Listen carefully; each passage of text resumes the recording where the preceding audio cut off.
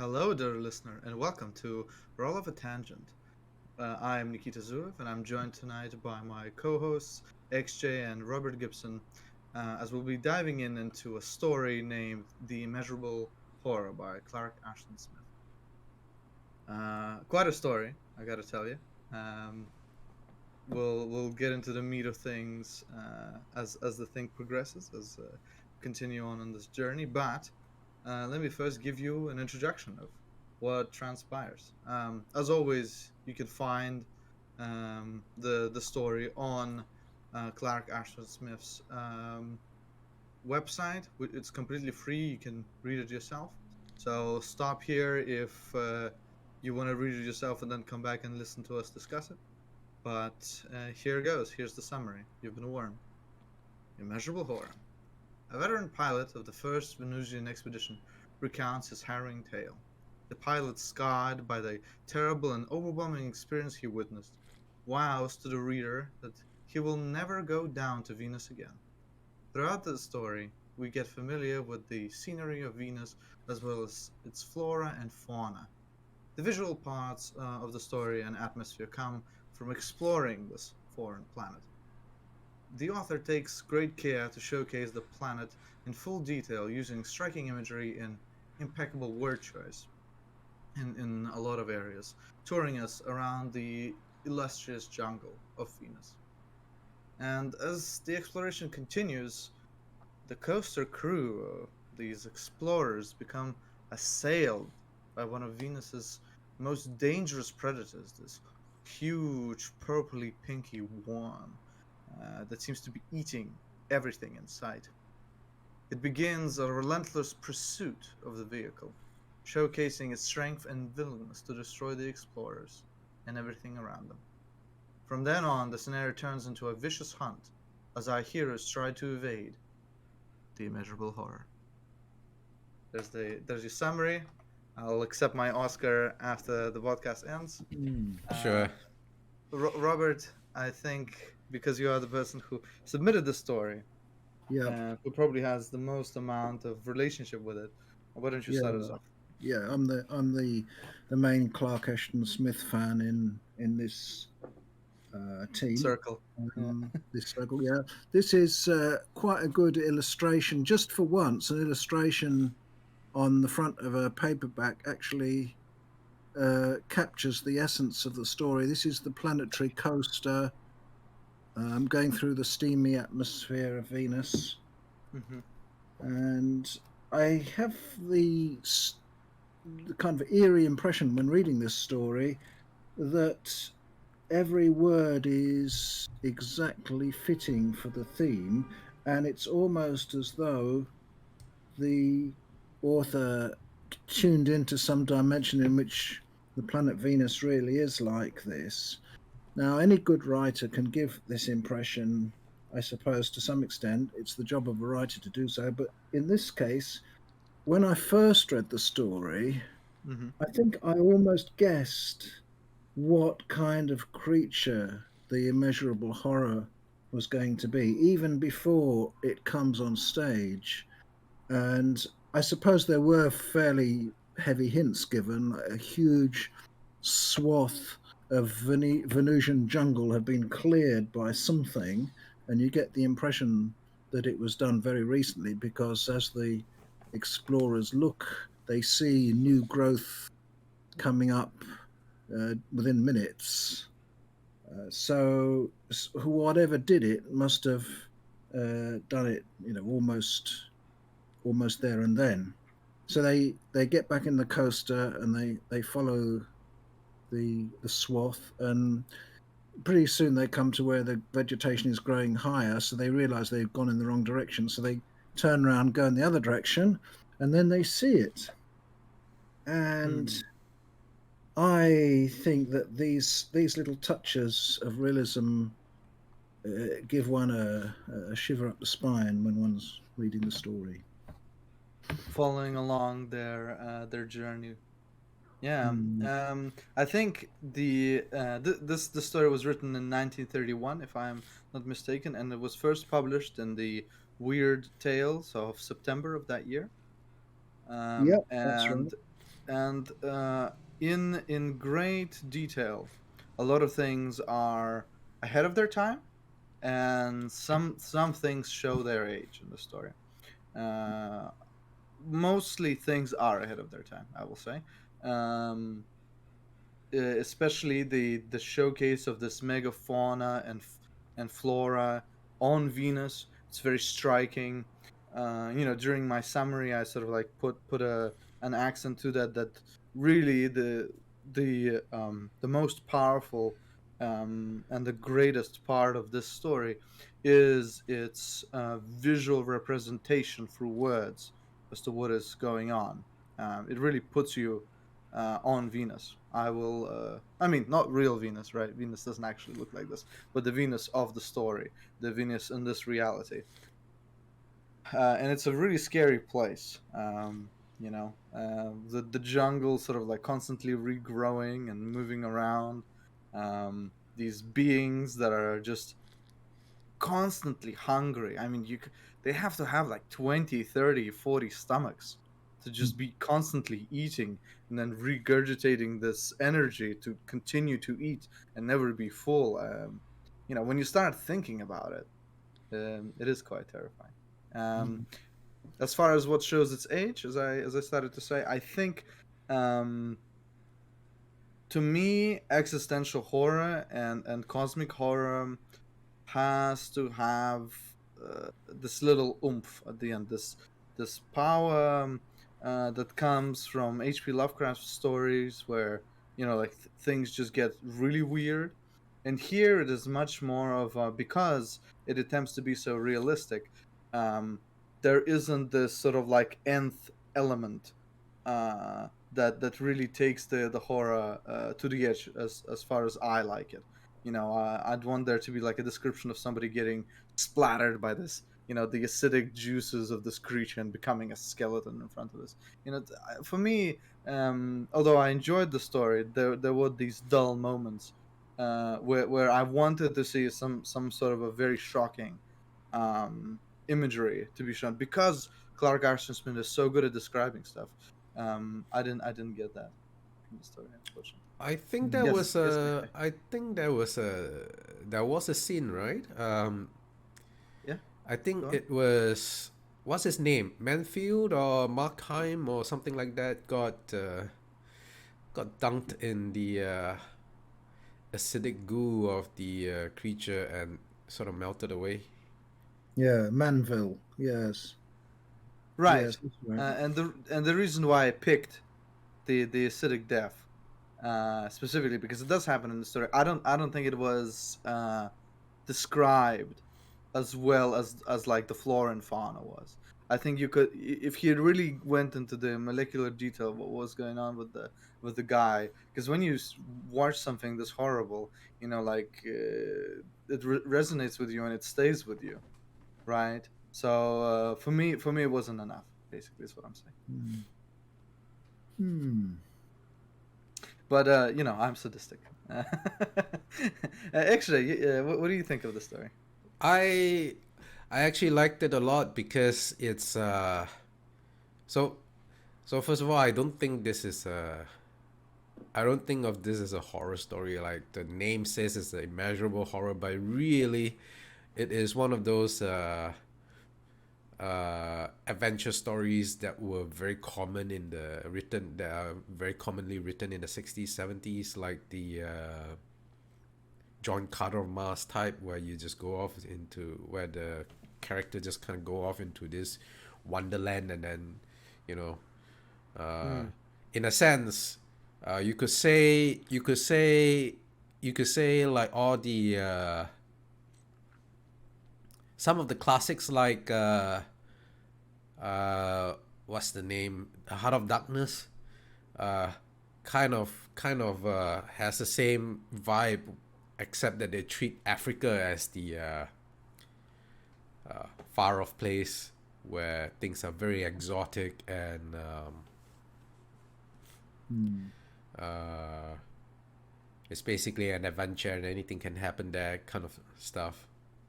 You know? Yeah, the progression of exploration stories. Yeah. Um, There we you go. know, Yeah, and I find it very odd, and Rob brought it up a long time ago when he first floated the story title, which was somehow my own story sort of mirrored uh, the Immeasurable Horror, because there was one section where things happened in Venus as well, and I described Venus as in almost exactly the same way, which is that it is so full of life that is terrifying, basically. Yeah, this sentence, I doubt if I can give you any real idea of what it was like. The most exuberant tropical jungle on Earth would have been a corn patch in comparison. The sheer fertility of it was stupendous, terrifying, horrifying. Everything was overgrown, overcrowded, with a fulsome rankness that pushed and swelled and mounted even as you watched it. Life was everywhere, seething, bursting, pullulating, rotting. It's an over-fecund environment. It's probably the best interpretation of that sort of Venus that you could find, I should think. Yeah, so basically for me, when I was writing Venus, I because I grew up in Southeast Asia, and while I've never been in an actual swamp, I've been in places that are kind of close to it. And one thing that strikes a person going through like a tropical jungle is that it is full of life, and life is rotting at the same time. It's so when I wrote my version of Venus, I basically just turned that up to 11, and it seems to me that Clark Ashton Smith took the same approach, which is life so overwhelming that it is actually Living on itself, really. It's eating Tumbling itself. over each other. Yeah. It's eating itself Mm, because it auto-regulation. is so fertile. Yeah. Yeah. Well, Like one could live on your version of Venus, XJ. I mean, there are people who are living in it, so it's not quite as uninhabitable by humanity as this one. It's Whereas true.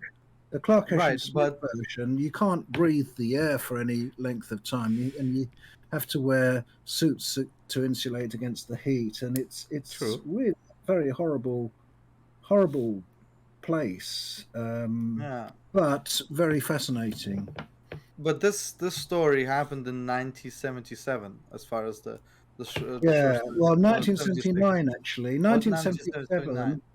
1977, they went to Venus in 77 and miscalculated their amount of oxygen, so they had to go back again 2 years That's later. right. It's Yeah, you're a right. typical example of kind of happy-go-lucky space exploration in those days. Ladies and gentlemen, I've been schooled. It is 1979. But regardless, the story that XG writes takes place far, far into the future from 1979.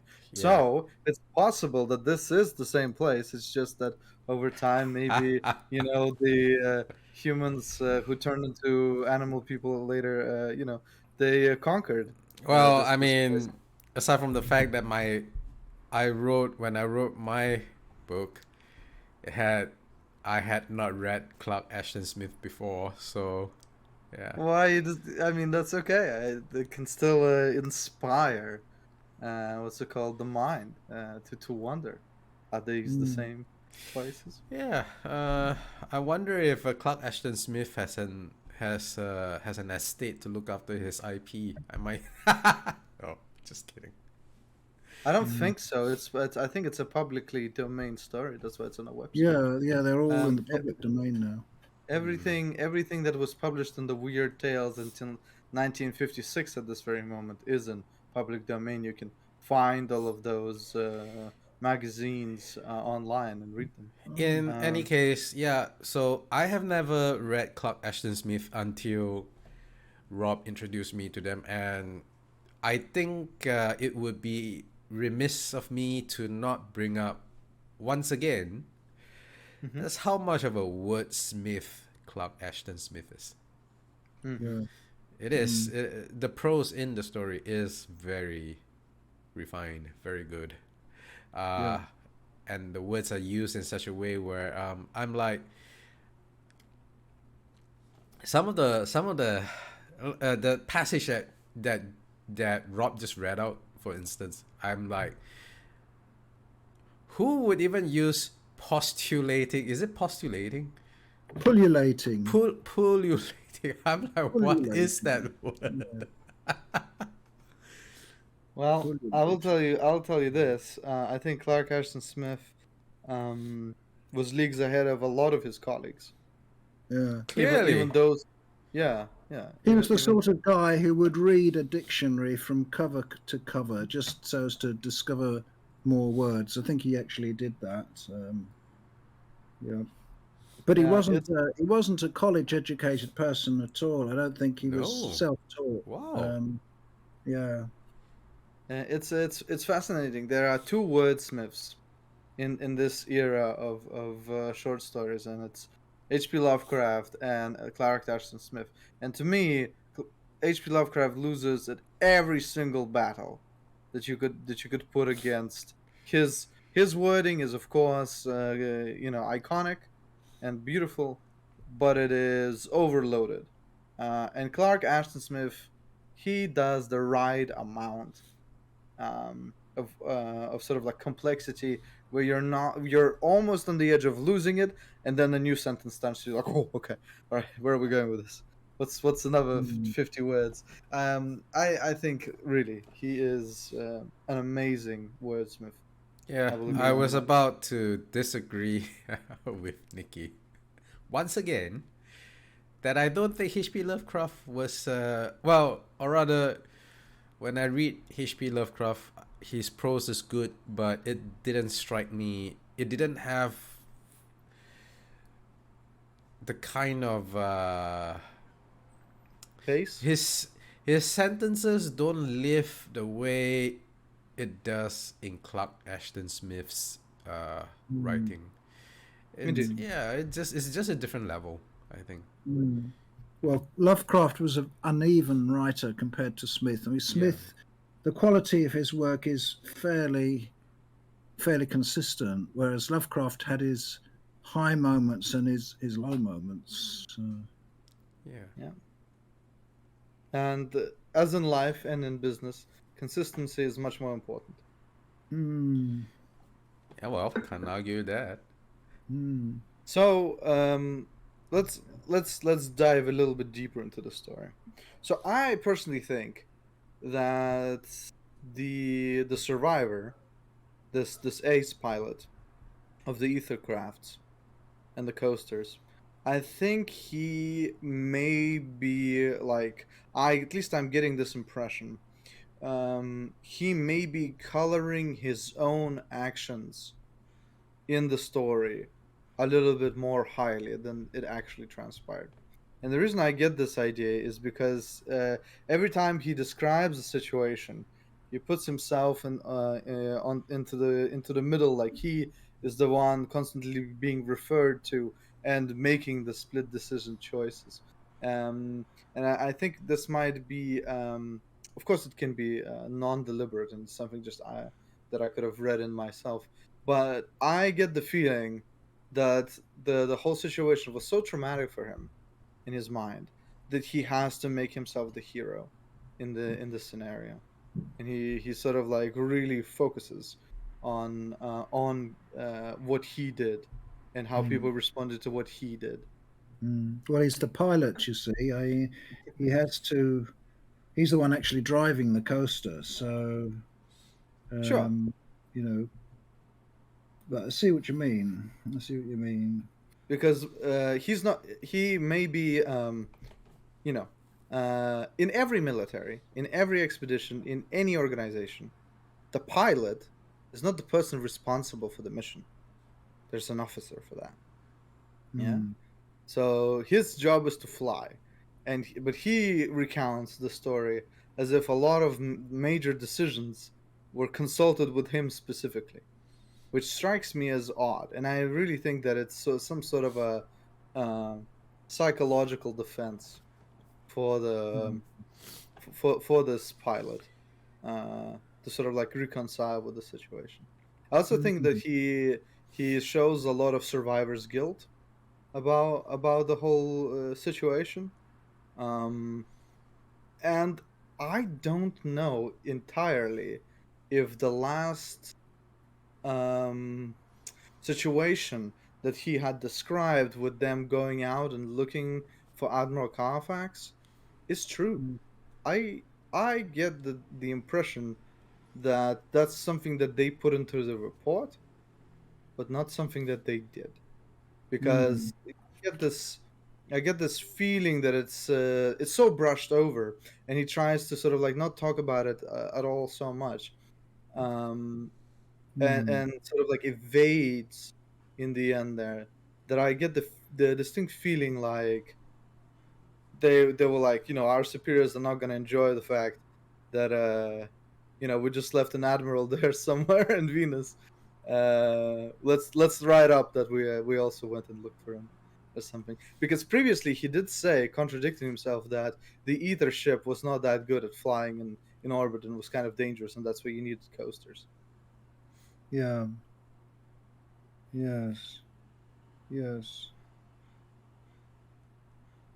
Yes, I'm just reading that now. It says the huge space vessel was ill adapted to horizontal flight within atmospheric levels, but we set out anyway and tried to find the coasters, though we all knew there could no longer be anything left to find. Yeah. Yeah. Sounds dodgy, is what I'm saying. That's my conspiracy theory. My explanation is much less exciting. Ugh. Yeah, Clark Ashton Smith wants to wrap up the story. Can't be bothered to go on. That's the boring way of looking at it. Yeah, I told you it was boring. Yeah. But Well, it's the right length, really. regarding the rest, I think it more feels to me like Clark Ashton Smith had never been on any sort of expedition or a military operation before, and so he wrote stuff that he himself probably wasn't familiar with. Yeah. So, well, Robert, you've read a lot of his work. Would you say that would be an accurate estimation? Because you know a lot more about him and the things he wrote. Has he wrote a lot of military / expedition stories? No, not at all. He wrote a lot of fantasy stories set in various series. Like, for example, his most accomplished fantasy cycle is 16 short stories set in on the continent of Zathique and the environs of Zathique, which is a continent existing in the far, far future of Earth, when the sun is all red and old, and there's lots of magic around, lots of wizards and magic and so on, and deserts, and it's sort of history gone full circle and become like, in a way, like it was in very ancient times in this last age of the world. It's rather like Jack Vance's Dying Earth stories in that respect, and certainly no great military discipline that we would recognize, although the kings of various countries can send out trusty warriors to locate rumored existence of extra beautiful women whom the king wants to bring into his palace, and that sort of thing. Doesn't sound like a military operation to me. No. So maybe you are right there on your hypothesis. Actually, perhaps the man simply did not know how to write a military or indeed like a hierarchical like Yeah. exploration team.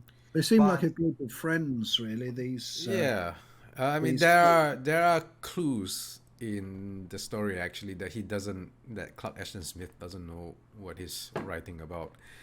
Not to diss the man, but uh, exactly like Rob said, it felt a lot like uh, some guy calling up another guy. Hey, you want to go for a hike this weekend at Garibaldi Lake or something? let's go Oh, find the let's immeasurable horror let's tonight. go. It's really strange. And some of the stuff that leaps out to me is, first of all, like, yes, it's 1979. And it's written in 1930 something, whatever. But you would think you have this planet full of resources, and it's very, very dangerous, and nobody wants to stay there for a very long amount of time. And then you have all this really strange stuff going on. How come none of it is broadcasted back to the people on Earth, even taking into account it's 1931 and their idea of telemetry and communications, and how fast communications spread.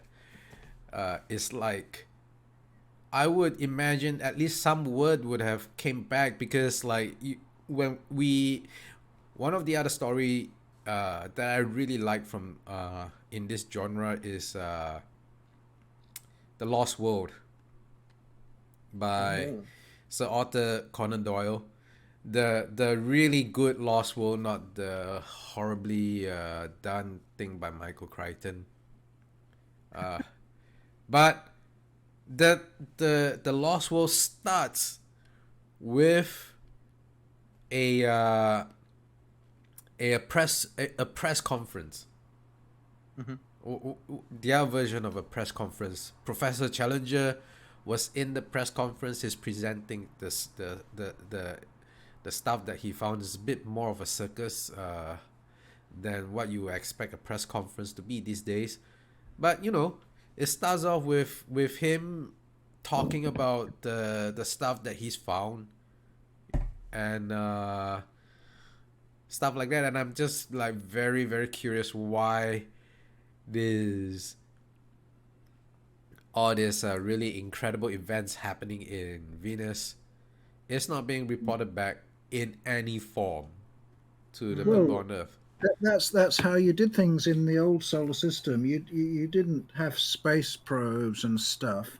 You actually went there yourself and saw what was what, and then you came back and told people about it if you lived to tell the tale. Yeah, and all this telemetry stuff and no, but just clearly some people did live through their time in Venus, because our interpret pilot is not the first person on Venus. So I get the impression, right? Sorry that I interrupted you actually, but I think I get what you're getting at, and I agree with you, right? But I got the impression that this is sort of like contract-based thing where he's not really supposed to talk about it, and he's like sitting in a bar and people are asking him, so like, what's going on? He's like, oh, I'm never going back to Venus. He's had a couple of beers, and now he's telling this fantastical tale to a bunch of people. I thought that the reason why nobody gets told about this stuff is because how horrible it is. Nobody's gonna go there. Nobody's gonna go. I there. mean, it could be, but you would imagine you would still tell the people going there, but it's I think, like I said, I don't have any issues with any of the stage setup, shall we say. I see it as Clark Ashton Smith just needs to set up the story somehow. He's not particularly familiar with military stuff. didn't really. He's not an explorer. He doesn't know. He's not clued in to any of the stuff. So he just kind of went with it, and that's okay. Yeah, but I basically don't think it's a conspiracy on any sort of level of the pilot, and maybe he is exaggerating stuff, and maybe he is doing this as a bar talk kind of thing. But yeah, more it's more possible to me that Clark Ashton Smith just doesn't know much. So I something has just gave birth within my mind, an idea of interesting critique that I think we should discuss, because I think actually, now that listening to what XJ has said and saying and listening to my critiques, and also listening to the fact that Robert just loves this and has no critiques. Yeah, I just accept everything. Yeah, really. yeah, exactly. I just thought I'd jab you a little bit. So your problem is with the setup and the lack of knowledge in some areas, perceived lack of knowledge, and mine is with the fact that I have to sort of like add on stuff for me to find the story a little bit more interesting with all this like conspiracy stuff and so on and so forth. Because my mind wanted to go that way because I wanted the story to be a bit more exciting, right?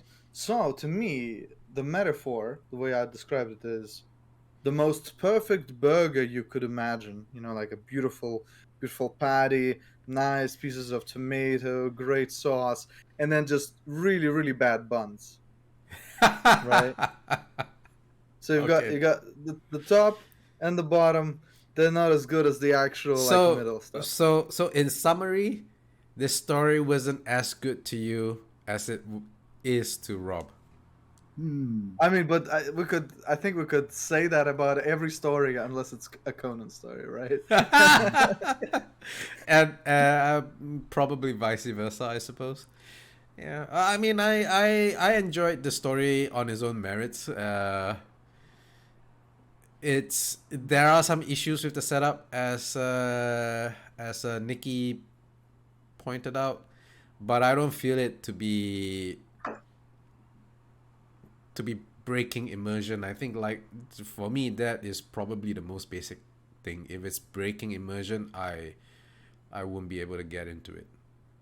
Yeah, I mean, when you eat a burger, you're there for the meat and the tomatoes and the sauce. You're not there for the buns, right? You can take it or leave it with the bread. The fillings is what's important. I back when I still used to eat burgers, actually the buns are important. Oh, you're a I backwoods have man. no. I have very high standards. Everything must be good. Well, actually, following on from that, you could say that the other end of the bun is these last few sentences where it says, others can do the exploring and work the Venusian mines and plantations. I know too well the fate of those lost parties and their vessels, and I know what has happened to the warehouses of neo-manganese steel that have utterly disappeared and have been replaced by a half-grown jungle. End of story. But you could expand those last few lines, and you could write about a huge cover-up that this pilot is well, maybe not trying, but he's in this bar, as one of you implying, pointed out, yeah. and he's starting to have his tongue loosened by drink, and he's letting the cat out of the bag, as it were, about the horrible conditions of Venus, and you can just imagine the authorities having need of all the resources of that planet and trying to get people to work there by, I don't know, they may have said, oh, well, it's true, there are these critters who pose some dangers, but if you do this, that, and the other, blah, blah, blah, blah, blah, put up electric fences, whatever, we can manage it, and it's really working conditions are quite good, provided you remember to keep your suits on against the heat, and and this sort of thing. You can imagine the kind of con that it might develop into. But that's right.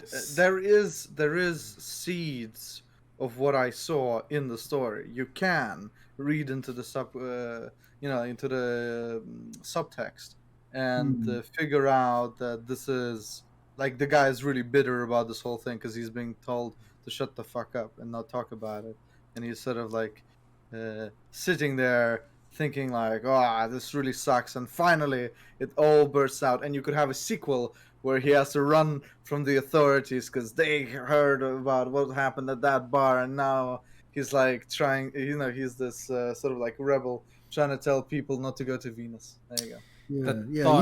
You could probably write that sequel, whereas Clark Ashton Smith is just interested in wallowing in the detail of these pullulating Venusian life forms. The thought that just struck me is that two thoughts actually, but they're completely disconnected.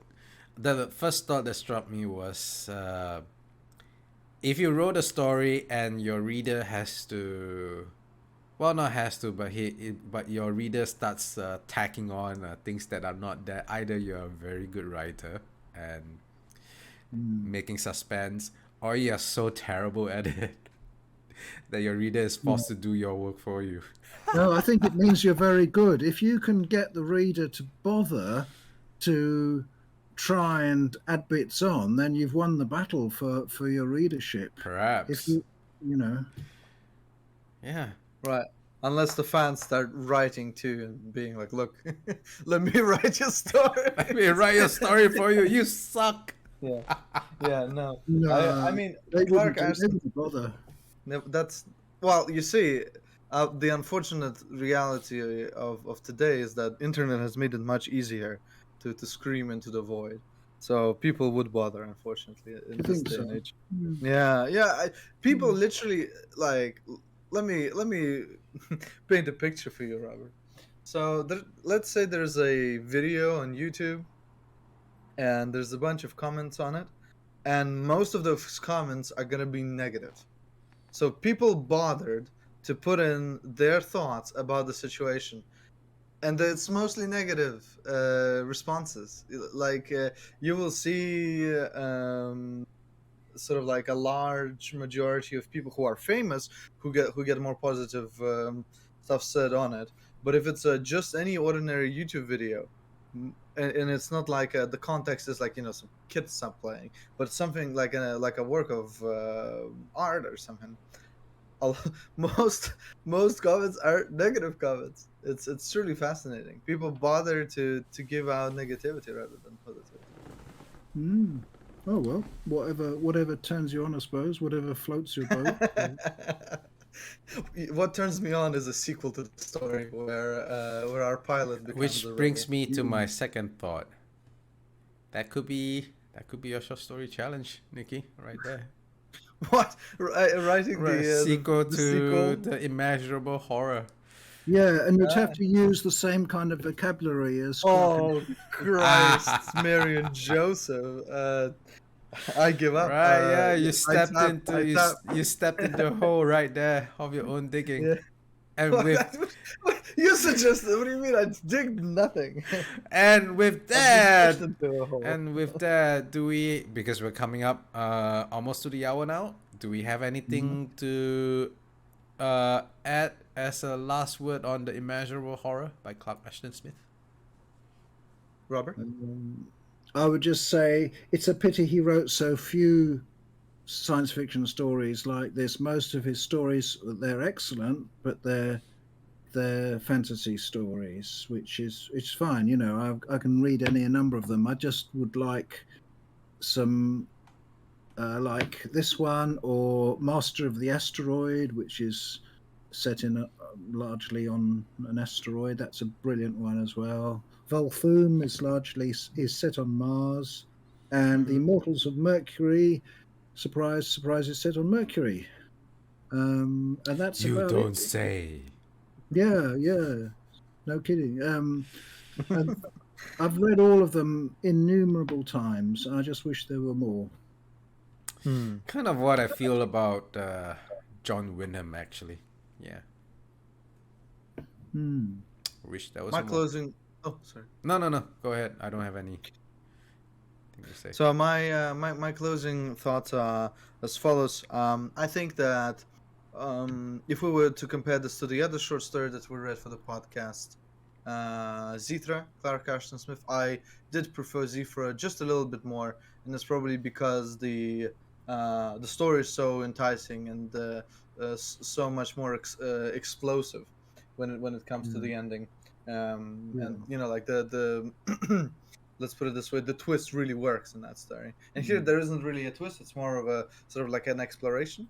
And this exploration is done brilliantly. It is probably the best description of a foreign planet that we've had on the podcast so far. I really recommend reading it just to look at the visual. Well, look, just to read and feel the visuals. Robert, you wanted to say something? Yeah, just picking out one sentence when they're getting ready with our huge inflated suits and masks of green petroleum, we must have looked like a crew of demons toiling in the fumes of Gehenna. That's a typical Ooh. Clark Ashton Smith sentence. That. It's a really cool one, and also has a little bit of a callback to our previous discussion with the city of Gehenna from a certain story. Except that I I call it would say Jen. the word cool is perhaps not really applicable to the planet Venus, but never mind. Our terrible Western eyes have read it as Gehenna. We're very sorry, actually. I mean, it's meant to be. It's meant to lead the reader into thinking that's what it is, but and in fact that's how I got the word in the first place. But I was more thinking of the word as it passes through a period of time, it gets corrupted, shortened, and stuff like that. Yeah, Sure. yeah. Yeah. Awesome. Well, Anyway, my last word on Clark Ashton Smith's The Immeasurable Horror. It's not that horrible at all. because it's pink, or what's your justification? No, it's it's definitely not a horrible story at all. I quite enjoyed it. Oh, I see what you mean. Okay, Yeah, sorry. you didn't get my pun. Oh my god, I'm so No, sad. no, I didn't. No, God sorry. damn it. Okay. Terrible. So with that, we will leave the readers to make up their own mind about the short story, which we will put in the description below, as usual. Yeah. Yeah, leave comments, donate money and fridges to the foundation of Roll Off a Tangent. I don't know why I said fridges. Don't ask me. Yeah. Because you were thinking of planet Venus being too hot. Yeah. That's true. Yeah, I could open it up and it would be real cool. Yeah. Alrighty. Have a good one, people. Thanks for listening. Thank you.